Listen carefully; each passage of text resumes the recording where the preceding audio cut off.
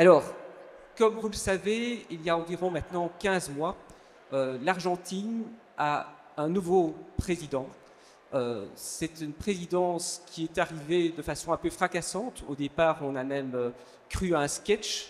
On voyait un personnage à moitié hystérique qui manipulait une tronçonneuse, qui insultait le système, qui insultait les médias, qui insultait les partis de gauche de façon extrêmement virulente. C'était assez déstabilisant.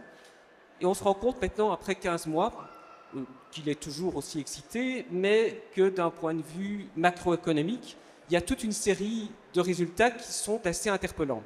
Interpellants à pas mal de points de vue, parce que, comme les orateurs ici vont vous le dire, il y a des choses qui sont assez positives, même assez encourageantes. Il y a d'autres points plus négatifs aussi.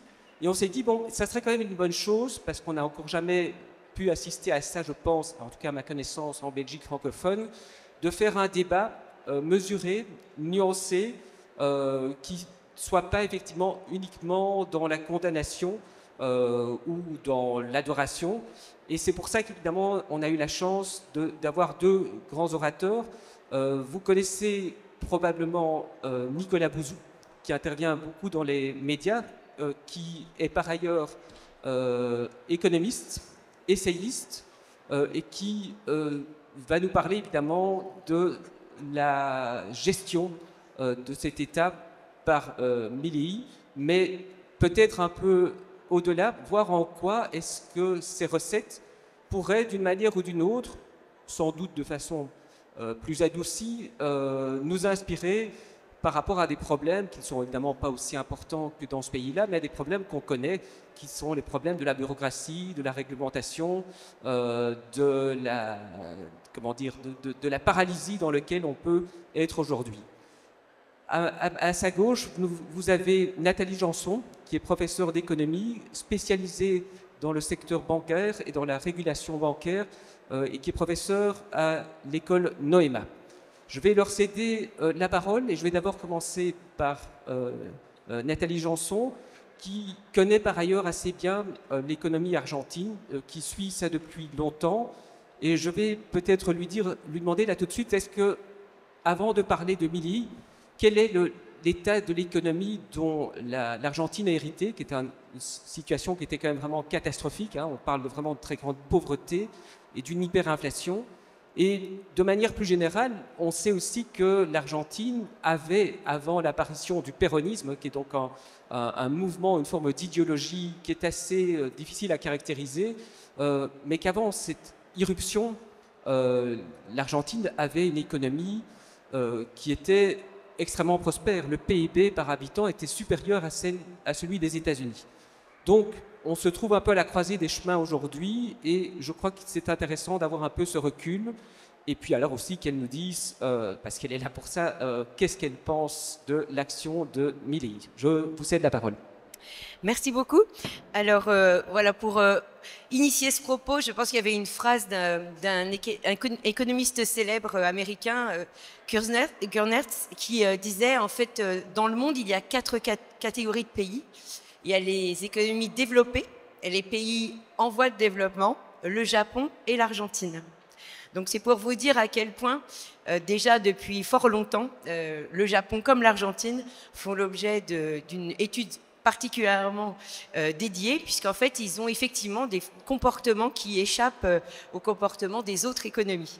Alors, comme il a été rappelé, en effet, l'Argentine, en 1910, était la 8e puissance du monde. Et la différence entre son PIB par habitant et celle des États-Unis était simplement de 25%. Aujourd'hui, c'est 400% d'écart, évidemment, en défaveur de l'Argentine.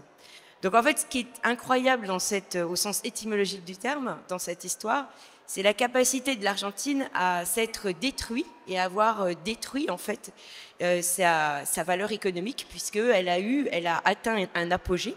Donc ça veut dire qu'elle pourrait être à nouveau à ce niveau-là. Mais elle s'est employée au travers des différentes décennies à en fait toujours faire moins bien.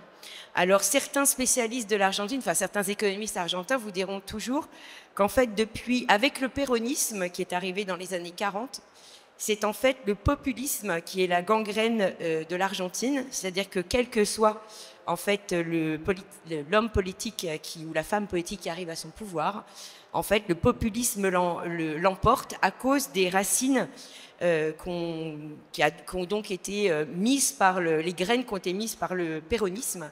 Alors qu'est-ce que c'est que le péronisme? En fait, le péronisme, Perón, quand il est arrivé au pouvoir dans les années 40, il s'est inspiré de l'expérience de Mussolini, qu'il a en fait transposé à l'Argentine. Et ça a eu comme résultat une espèce de mélange de clientélisme où en fait, finalement, on va privilégier des intérêts et on va se maintenir au pouvoir en fait parce que en fait, on va surtout faire des politiques qui vont avoir des bénéfices pour un petit nombre et dont on estime que les coûts sont dispersés, c'est-à-dire que ceux qui en payent les conséquences, en fait, ne vont pas les voir réellement, ce qui fait qu'en fait, ils ne vont jamais vraiment se révolter. Donc effectivement, c'est ce qui va se passer pendant des années 40 aux années 80, où on va avoir une succession de politiciens. Et pourquoi les années 80, c'est une première rupture? Parce que vous avez les premières crises en fait monétaires, et notamment les premières hyperinflations. C'était dans les années 80. Et il faut savoir qu'à la suite de ça, l'Argentine va donc connaître quatre crises de défaut majeurs. Et donc, elle va faire défaut sur sa dette jusqu'à la plus récente qui était donc 2021 et qui a porté Milei au pouvoir. Donc, en fait, il faut comprendre que Milei, il arrive au pouvoir dans cette ambiance où, en fait, on ne croit plus le politicien, la parole politique n'a plus de valeur, puisque l'État ne respecte pas sa parole et ne fait jamais ce qu'elle dit. Alors, je pense que l'épisode le plus parlant est c'était en 2001, on passe une loi pour assurer qu'en fait les dépôts en dollars des résidents argentins ne seront jamais saisis. Et 6 mois plus tard, en 2002, évidemment, gel général des dépôts en dollars, et c'est ce qu'on a appelé le cepo, et donc la grande révolte des Argentins, parce qu'on leur avait dit 6 mois avant que ça n'arriverait jamais. Donc voilà, ça vous donne en fait le contexte de ce qu'on appelle l'anomie institutionnelle, c'est-à-dire qu'en fait, il n'y a aucune crédibilité du pouvoir et de la parole publique. Donc dans ce contexte-là, effectivement, cette espèce de farfelu qui arrive avec sa tronçonneuse en disant je vais tout couper, l'État c'est mon ennemi. Quelque part, il contraste tellement que finalement, on va lui laisser le bénéfice du doute. Il arrive effectivement, donc après 4 défauts, donc 4 périodes où l'Argentine a fait défaut sur sa dette, il arrive avec un taux d'inflation de plus de 250%. Et avec un déficit qui a 15% du PIB et une dette qui, bon, comparée à la nôtre, n'est pas si élevée que ça après tout, puisque je crois qu'elle était autour de 60% lorsqu'il a pris le pouvoir. Donc le problème, c'est qu'évidemment, ce n'était pas soutenable et qu'on rentrait à nouveau dans un scénario d'hyperinflation. Et quand on est en hyperinflation et qu'on n'a pas le droit d'utiliser le dollar, eh bien pour les gens qui habitent là-bas, c'est la situation du pire, puisqu'en fait, on ne peut pas se réfugier dans le dollar pour pouvoir mener une vie économique normale. Voilà, donc il hérite d'un pays avec cette situation inflationniste. C'est un pays sclérosé, puisque c'est un pays bourré d'autorisations, de droits à... donc un pays qui ne peut pas en fait travailler librement, avec un marché du travail hyper contrôlé. En général, ça va avec. Et c'est dans ce contexte où donc s'inscrit sa politique de rupture. Merci beaucoup. Je vais passer maintenant la parole à Nicolas Bozou. Donc, Nathalie Janson nous a dit qu'il y avait quand même un certain nombre de résultats assez probants avec les nuances que ça apporte. Selon vous, est-ce que la tronçonneuse de Milei, est-ce que ça fonctionne? Est-ce que ça ne crée pas aussi des dégâts malgré le fait que ça fonctionne? Et alors, de manière peut-être un peu plus large, puisque évidemment, ça s'inscrit dans un contexte international où on voit quand même toute une série de personnes, disons, excentriques, pour le dire comme ça, accéder aux fonctions les plus importantes dans le monde occidental. Est-ce qu'il y a des similitudes à faire entre notre ami Javier Milei et Donald Trump? Est-ce qu'il y a des similitudes? Est-ce qu'il y a aussi des grandes différences? Et de façon plus large, est-ce qu'on pourrait se dire que ça pourrait nous inspirer, nous aussi, dans le futur ou pas? Bon, Bonjour à tous déjà. La tronçonneuse, j'aime pas. Parce que j'aime pas qu'on fasse de la politique, j'aime pas qu'on aille dans des manifestations, j'aime pas qu'on aille dans des meetings en brandissant une tronçonneuse. C'est pas ma culture politique. Moi, j'essaie très modestement de contribuer à faire vivre une culture politique qui est celle du libéralisme classique, qui est celle en France de Tocqueville, de Bastiat, de Madame de Staël, qui va jusqu'à Raymond Aron. C'était des gens qui se promenaient pas avec des armes ou avec des tronçonneuses pour expliquer ce qu'il fallait faire. Alors certes, j'entends bien que la culture politique en Amérique latine n'est pas la culture politique en Belgique ou en France ou en Europe de façon générale, mais je pense qu'on peut faire une bonne politique libérale, je pense qu'on peut faire une bonne politique libérale radicale sans outrance. Voilà, je ne pense pas que ces outrances soient nécessaires. Après, Nathalie Janson l'a parfaitement expliqué, il est clair qu'un pays qui sort de 60-70 ans de populisme génère des comportements politiques qui sont des comportements politiques très particuliers, sur le fond et sur la forme.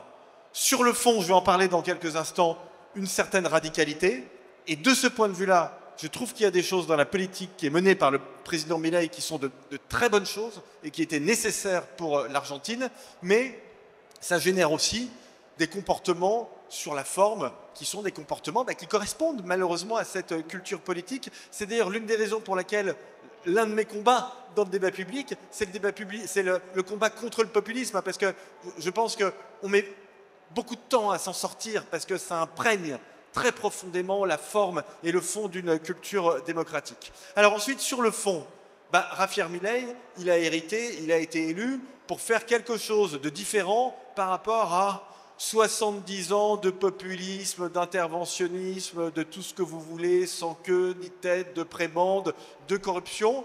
Il a été précédé par un président qui n'était pas si mauvais, qui s'appelait Macri, mais qui n'était pas assez radical, qui avait sans doute pas les idées assez claires, eu égard aux défis extraordinaires, Nathalie en a parlé, en matière d'hyperinflation, en matière de déficit budgétaire, en matière de perte de confiance dans tout, comme tu l'as très bien dit, il fallait une politique qui soit une politique radicale. L'avantage de Javier Milei, c'est que c'est un prof d'économie, et donc les questions d'inflation, le fait que l'inflation, ça vient d'un déficit budgétaire qui est monétisé, c'est-à-dire qui est financé par de l'émission monétaire, le fait que trop de réglementation, finalement, ça ne protège pas, mais au contraire, ça détruit la production dans un pays, ça fait baisser les revenus et finalement, ça génère beaucoup de pauvreté. Tout ça, c'est très clair dans sa tête. Et donc ça, évidemment, c'est très positif parce qu'il mène une politique qui est une politique qui, grosso modo, est une politique qui vise à diminuer la place de l'État pour diminuer les déficits et mettre fin à l'inflation. Il a déjà des résultats très, très concrets. L'inflation a beaucoup reculé en Argentine depuis le début de sa présidence. Et il mène une politique de déréglementation qui est plutôt bien faite, qui est menée par des gens qui sont des gens qui parfois d'ailleurs étaient sous l'administration précédente, donc qui connaissent la façon dont les choses fonctionnent de l'intérieur et donc qui gèrent les choses de façon assez à droite. Alors, quel parallèle ou quelle comparaison on peut faire avec Donald Trump? C'est très différent. C'est très différent. La politique n'est pas du tout la même. Javier Milei mène une politique qui est une politique libérale. C'est quelqu'un qui vient du libéralisme classique. Pour ceux d'entre vous que ça intéresse et qui ont beaucoup de temps, vous pouvez écouter l'entretien, le podcast qu'il a fait avec Lex Fridman. Il explique très bien ses lectures, etc. Donald Trump ne mène pas du tout une politique libérale. Absolument pas. Donald Trump mène ce qu'on appelle une politique mercantiliste, c'est-à-dire une politique de la pensée économique d'avant la science économique, d'avant Adam Smith, Ricardo, etc., qui est une politique au contraire de protectionnisme. Donald Trump est un protectionniste. Javier Milei est un libre-échangiste. Javier Milei est pour la concurrence. Donald Trump va générer des formes oligopolistiques d'économie. Donc on est vraiment sur des choses très différentes. Et puis, ça c'est très important, et je m'arrête là pour cette première intervention, la déréglementation que fait Milei, quoi qu'on en pense sur la forme, se fait dans le cadre de la loi, d'un état de droit. Alors, c'est une politique qui est radicale, mais ça n'est pas une politique qui est illégale. Quand Elon Musk arrive dans un ministère, il n'a pas de contrat avec 40 personnes qui n'ont pas plus de contrats, qui font des lettres de licenciement et qui partent avec les ordinateurs, ça n'est pas une politique de déréglementation telle que moi, en tout cas, qui suis un libéral classique, je l'imagine. Parce qu'il faut être efficace, parce que c'est une demande de nos concitoyens, en Belgique, comme en France, comme ailleurs, mais il ne faut pas faire n'importe quoi. De ce point de vue-là, Milei, pour l'instant, ne fait pas n'importe quoi.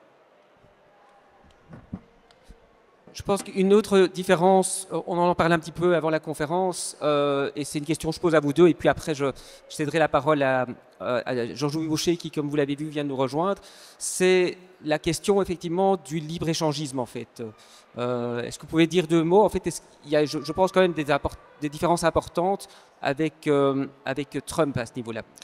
Oui, de toute façon, je dirais que même Milei, s'il n'était pas convaincu, il ne pourrait pas se permettre de faire une politique à la Trump. Pour la simple et bonne raison qu'en fait, ils ont un besoin crucial de renouer avec des capitaux qui rentrent en Argentine. Donc en fait, ils ne pourraient pas s'amuser à faire comme ça des politiques à tout vent, de mettre des droits de douane, puisqu'ils se fermeraient des portes. Enfin, il aurait tout de suite une réponse en termes de crédibilité d'investisseurs qui ne viendraient pas en fait en Argentine. Donc déjà, il ne peut pas se payer le luxe. Alors c'est vrai que lui, il dit de toute façon qu'il est libre-échangiste, qu'aucunement il ne voudrait mettre des droits de douane, et il a défendu, je ne sais pas si certains d'entre vous ont lu son interview pour The Economist, mais il y a eu un très long interview où il essayait de défendre tant bien que mal la politique de Trump, alors qu'il n'était pas encore au pouvoir, hein, donc c'était les quelques esquisses de sa politique, et où il disait oui mais c'est juste pour les Chinois, parce que les Chinois avec leur taux de change, ils font des trucs pas bien, alors oui peut-être que par ce biais il peut avoir un levier de négociation. Bon, en réalité, je pense qu'effectivement, de toute façon, dans son corpus théorique, puisqu'il se revendique clairement libéral, Milei, il ne peut pas être protectionniste, ça n'a aucun sens, puisque c'est en économie, on nous dit dès le premier cours, hein, c'est vraiment l'économie de base, on va dans une activité là où en fait on a un coût d'opportunité le plus faible, et donc naturellement c'est comme ça que se construit la spécialisation des pays. Donc on ne peut pas être effectivement contre le libre-échange. Quand on a ça en tête, on est forcément pour. Donc là il est clair qu'il n'est pas comme Trump, mais il ne pourrait pas non plus s'en payer le luxe s'il avait envie de faire pareil que lui, de toute façon. Merci Nicolas Bouzou, vous voulez rajouter quelque chose? Non, mais je suis complètement d'accord avec ce que dit Nathalie. C'est quelque chose que Milei avait bien théorisé dès le départ. C'est-à-dire qu'il a au contraire plutôt considéré que l'Argentine devait entrer dans le grand bain du commerce international. Donc c'est plutôt ça sa vision. Alors que la vision du président Trump, qui est assez claire, hein, elle a été formulée, il a de toute façon un conseil d'analyse économique hein, qui a toujours existé aux États-Unis. Il y a un patron qui produit des choses. Et on voit bien au contraire que la stratégie du président Trump, c'est protectionnisme, faire baisser le dollar, ce qui d'ailleurs en théorie est contradictoire, mais enfin essayer de faire baisser le dollar, éventuellement en contrôlant les flux de capitaux. Donc on n'est pas du tout sur un agenda qui est libéral, on est au contraire sur un agenda qui est purement interventionniste du point de vue commercial et du point de vue monétaire et financier. Après, Milei, pour quand même qu'on voit un peu la totalité de ce qui est en jeu, il a deux soucis. Il a un souci avec les États-Unis, c'est qu'il doit quand même montrer qu'il est ami avec le président Trump pour rester sous la protection des États-Unis à bien des égards. La deuxième chose, c'est que le FMI, l'Argentine est un pays qui a une longue tradition d'intervention du FMI, et encore aujourd'hui. C'est-à-dire que le président Milei est encore en train de négocier des prêts avec le FMI, et donc il est astreint déjà à un respect du multilatéralisme. Il ne peut pas taper sur les organisations internationales, puisque le FMI est une banque qui prête de l'argent à l'Argentine.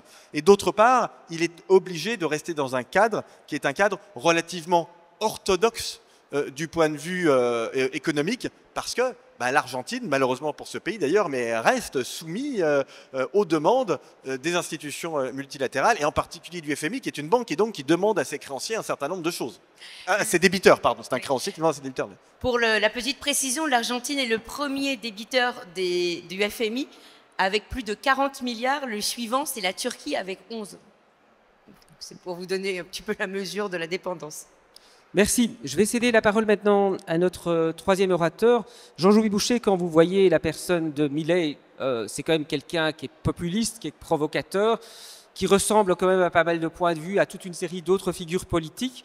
Donc, qu'est-ce que vous en pensez? Mais quand on voit aussi, par ailleurs, le fait qu'il y a vraiment un renversement, un retournement de tendance en un peu plus d'un an, qui est quand même tout à fait spectaculaire, qui a été salué par The Economist, qui fait en sorte aussi que le FMI a abaissé son critère de risque en le diminuant par 3, et qui fait que l'Argentine est de nouveau devenu maintenant un État fréquentable, qui peut, il y a encore beaucoup de choses à régler, mais potentiellement réattirer des capitaux, etc. On le voit revenir sur la scène internationale avec le libre-échange, etc. Est-ce qu'il n'y a pas peut-être quand même dans ces méthodes un certain nombre de choses qui devraient nous faire réfléchir, nous qui avons aussi des problèmes pas aussi importants, mais quand même de même nature? Mais tout d'abord, bonjour à tous, merci pour votre présence aujourd'hui. Je crois que le grand problème de la politique aujourd'hui, c'est qu'on passe tellement de temps à débattre de la forme qu'on oublie de regarder le fond. Parce que ce qu'on évoque sur Javier Milei, on pourrait l'évoquer également pour Giorgia Meloni en Italie, puisque les résultats économiques aujourd'hui de l'Italie sont véritablement impressionnants par rapport aux autres pays, européens, que ce soit sur la balance commerciale qui est positive, par exemple, que ce soit sur une réduction du déficit public également, qui est très significative.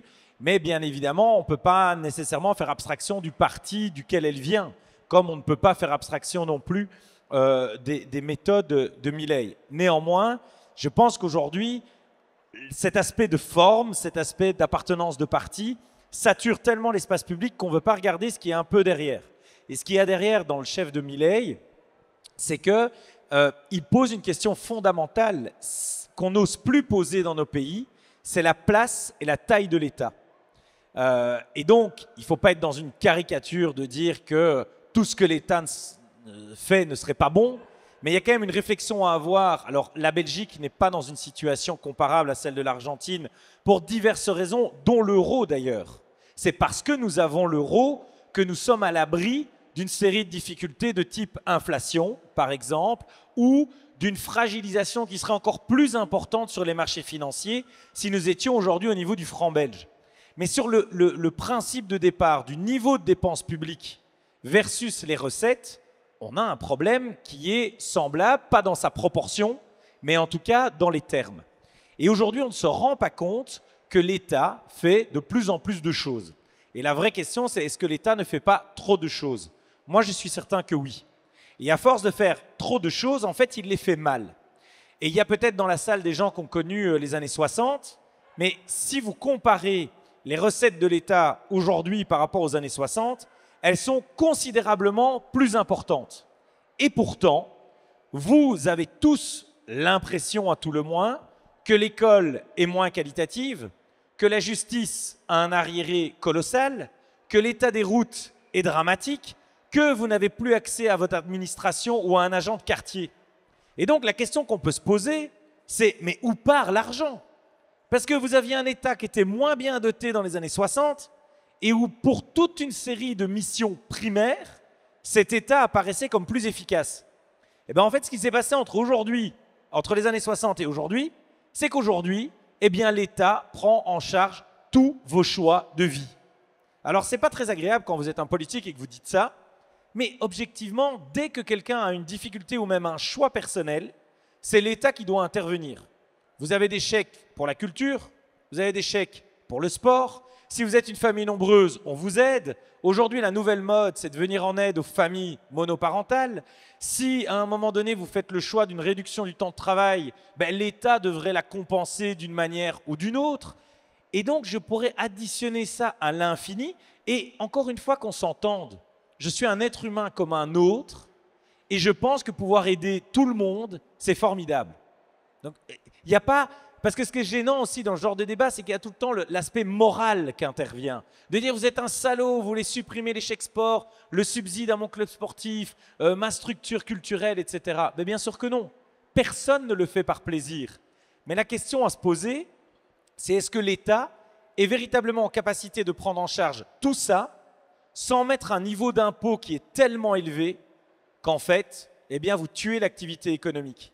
Et aujourd'hui, ce qu'on est en train de faire, c'est qu'on est dans un des pays avec le plus haut niveau d'impôt au monde, mais on a aussi un taux de dette et surtout de déficit qui fait qu'on prépare les futurs impôts de demain. Parce que mettez votre cœur à l'aise, hein, quand l'Union européenne vous explique que, et je terminerai par là, les dépenses en matière de défense, par exemple, ben, si on n'arrive pas à rediriger des budgets, on va les mettre en termes de dette. Eh ben, cette dette, ce sont juste les impôts de vos enfants. Et donc, si aujourd'hui vous avez un enfant de moins de 18 ans, ben, vous devez lui expliquer que notre façon de vivre va engendrer que ben, lui devra encore payer un peu plus d'impôts. Ce n'est pas compliqué, un bébé qui naît en Belgique aujourd'hui, il a un niveau de dette de 50 000 euros.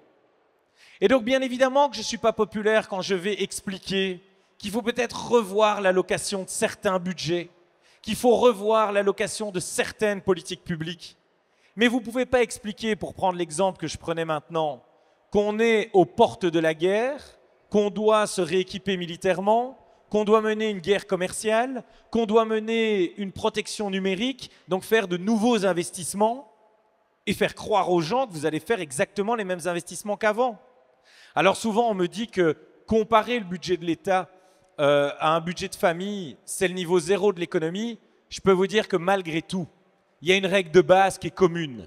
C'est qu'à chaque fois que vous dépensez de l'argent que vous n'avez pas, vous vous endettez. C'est pas compliqué. Et pour continuer dans la comparaison avec le budget de famille, c'est que demain, si dans votre famille, vous devez remplacer la toiture, parce qu'il y a une tempête qui a emporté la toiture, eh bien, vous aurez la maturité de vous dire que peut-être que cette année, vous n'irez pas en vacances. Le problème, c'est que l'État n'a pas cette maturité. L'État explique qu'il faut faire la guerre, mais qu'on va garder 100% de nos politiques publiques comme avant. Eh bien, ça n'est pas possible. Parce que la règle de base en économie, c'est que dès que vous dépensez plus que ce que vous avez, eh bien, vous avez un problème. Et nous, on a un sérieux problème. Et ça, c'est ce que Milei a mis sur la table. Et ce qui est dérangeant, c'est que quand vous dites il y a peut-être une réflexion à mener sur l'utilité de toute une série de ministères, on vous dit c'est Milei, et alors on vous met la tronçonneuse avec le mec qui a ses cheveux ébouriffés, et on vous dit ben, allez, c'est du populisme.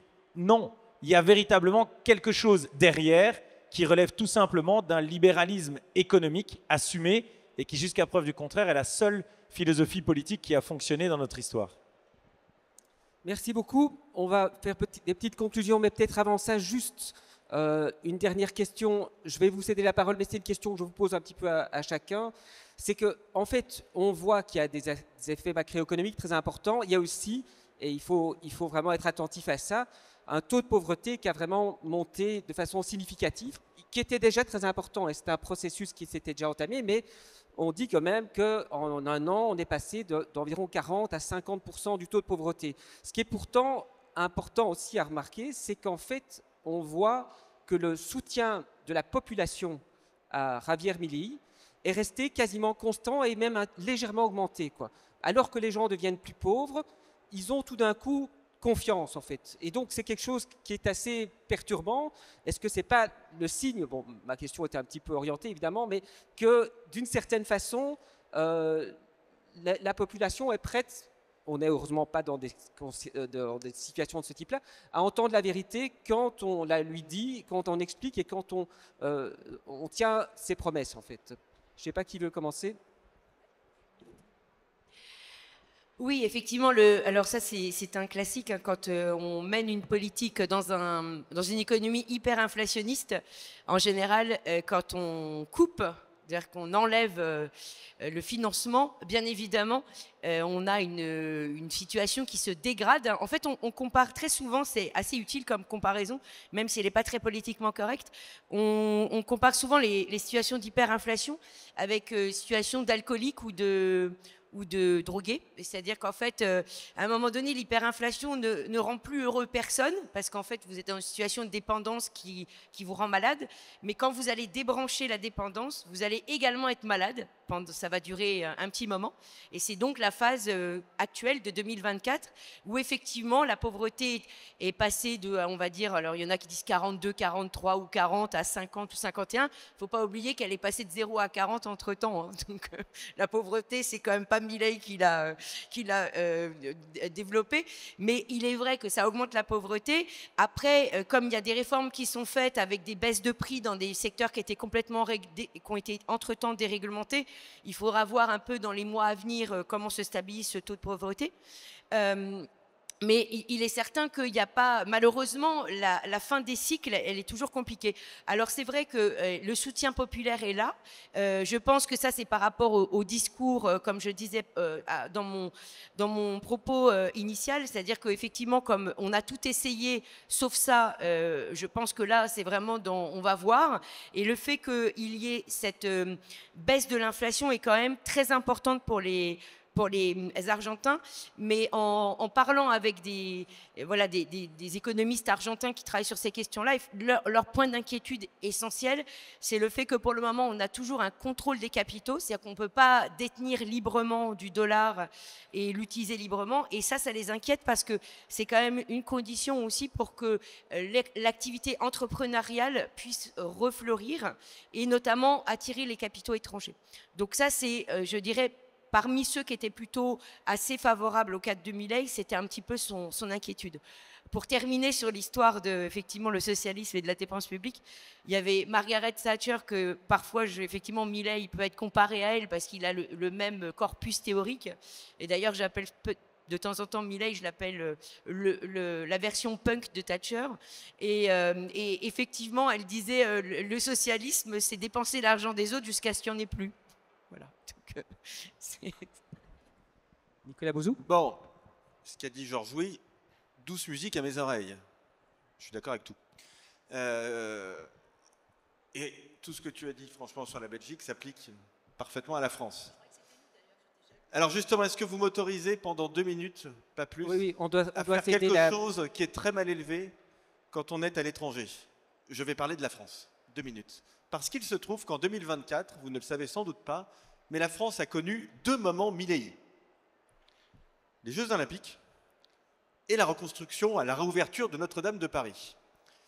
Pourquoi est-ce que je vous dis ça? Parce que je sais que dans les débats politiques qui agitent Bruxelles et la Wallonie, il y a les subventions au secteur de la culture ou les subventions au secteur du sport.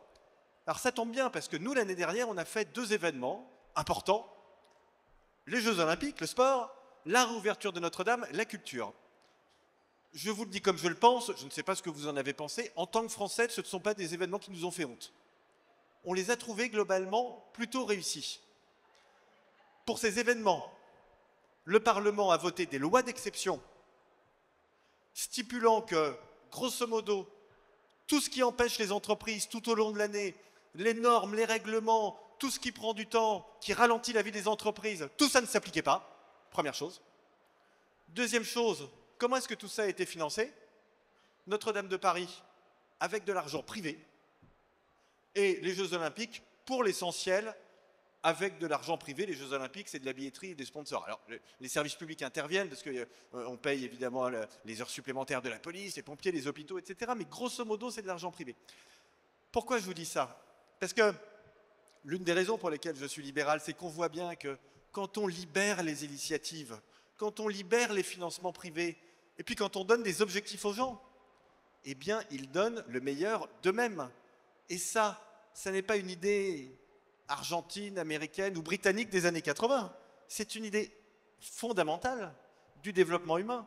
Et quand les gens aiment leur pays, les Belges aiment la Belgique, les Français aiment la France, mais ils ont envie de donner le meilleur d'eux-mêmes si vous leur donnez les capacités de le faire. Et donc vous voyez que, au-delà du style des uns et des autres, un pays européen peut mener ce type de politique. Et en plus, ça marche. Alors moi, pour la France et pour la Belgique, je souhaite énormément de Jeux Olympiques et de Notre-Dame.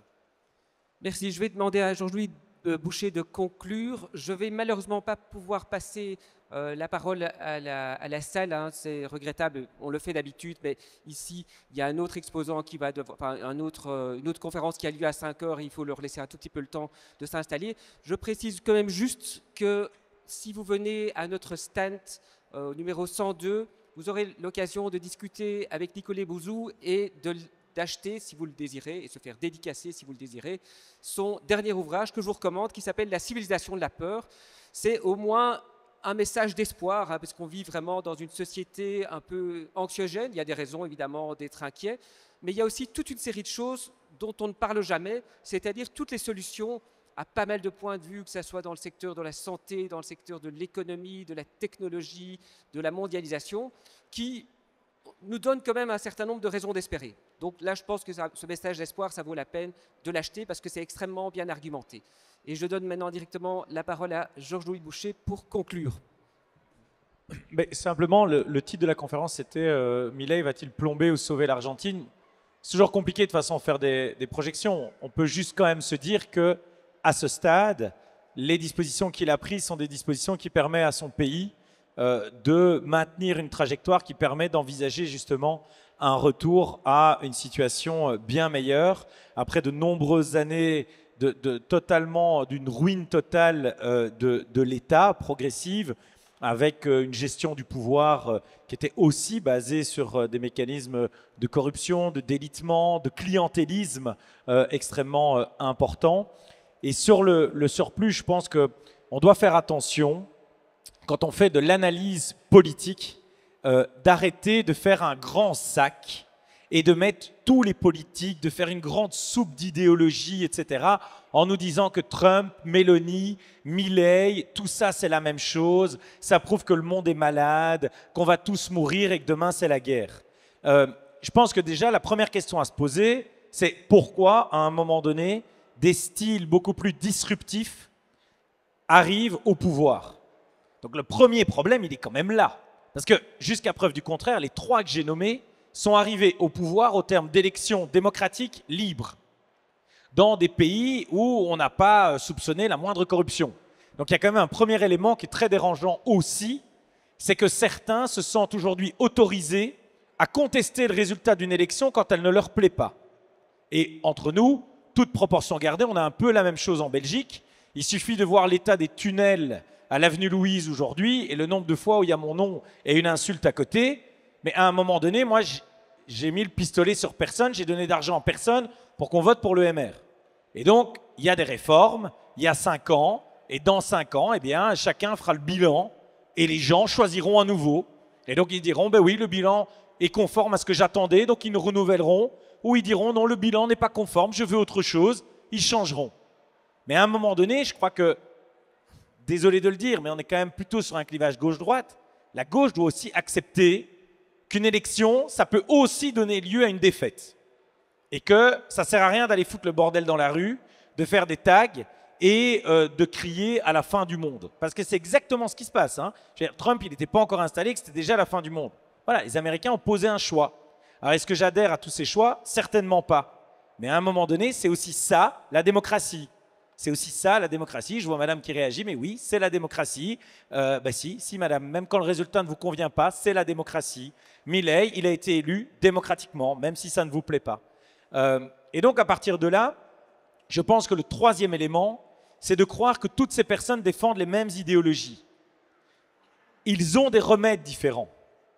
Et effectivement, Milei est un vrai libéral. Je pense que les deux orateurs vous ont démontré à quel point Trump ne l'était pas.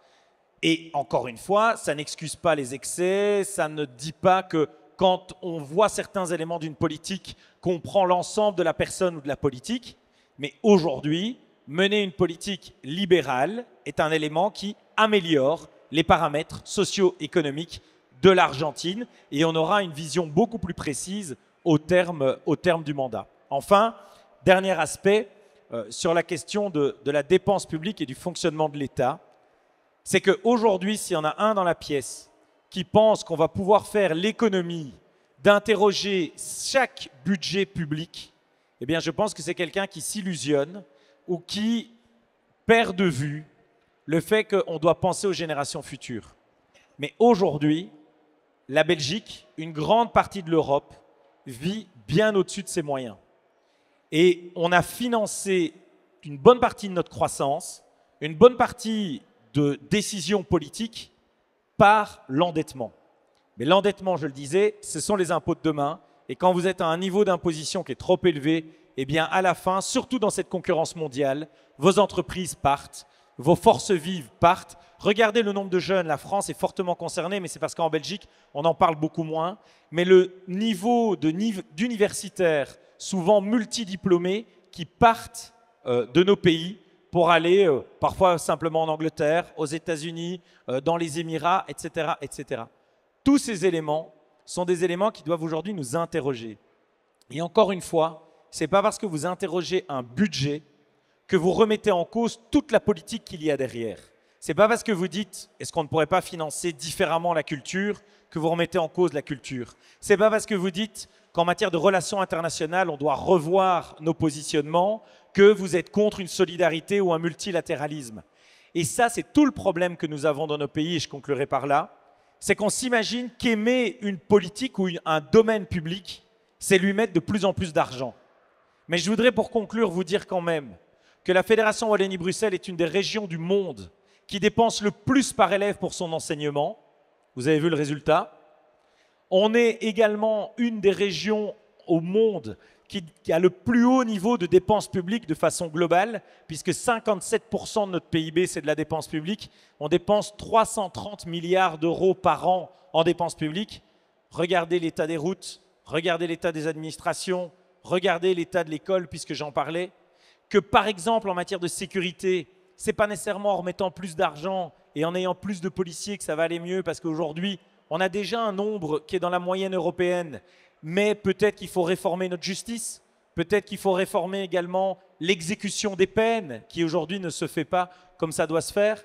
Et donc, je pourrais continuer les exemples à l'infini. Mais aujourd'hui, vous m'avez compris, on a un très haut niveau de dépenses publiques et on n'a pas le niveau de service à la hauteur. Et donc, oui, le courage politique, c'est d'interroger chacune de ces dépenses pour pouvoir regarder nos enfants et nous dire qu'ils auront le même niveau de bien-être, voire plus dans le futur. Mais si on ne réforme pas notre façon de fonctionner, alors on n'y arrivera pas. Et je pense que l'élection de toutes ces personnes que j'ai évoquées, même si elle ne nous plaît pas pour une bonne partie d'entre elles, elle doit au moins nous interroger sur le fait que ces réformes sont indispensables pour éviter justement de tomber un jour sur des gens qui auront érigé l'excès comme mode de gouvernance. Merci beaucoup. Merci à chacun d'entre vous d'être venu à cette conférence si nombreux. Merci à nos orateurs. Merci également à la Foire du Livre d'avoir sécurisé cet événement pour que la liberté d'expression puisse, comme l'année passée, se déployer. Je vous invite tous, au gré de vos promenades, de vous arrêter quand même au stand du Centre Jean Gaulle pour à la fois acheter ce livre, plein d'autres livres aussi, et toute une série d'études et analyses qui sont gratuites. Et d'ici là, bonne continuation.